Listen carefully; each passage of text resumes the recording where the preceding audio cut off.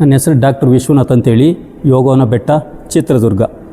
ನೋಡಿ, ಕರಿಬೇವು ಅಂದ ತಕ್ಷಣ ಎಲ್ಲರಿಗೂ ಗೊತ್ತೇ ಇದೆ, ಇದ್ರ ಮಹತ್ವ ಸಾಕಷ್ಟಿದೆ. ಆದರೆ ನಾನಿಲ್ಲಿ ಒಂದನ್ನು ನಿಮ್ಗೆ ತಿಳಿಸ್ಕೊಡ್ತಾ ಇದ್ದೀನಿ.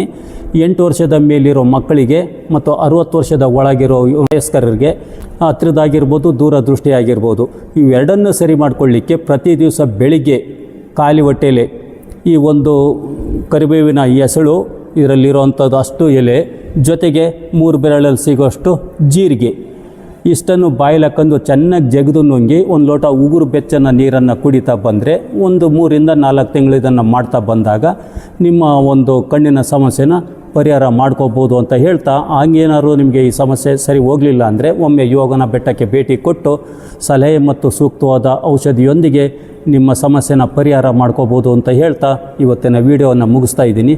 ಎಲ್ಲರಿಗೂ ನಮಸ್ಕಾರ.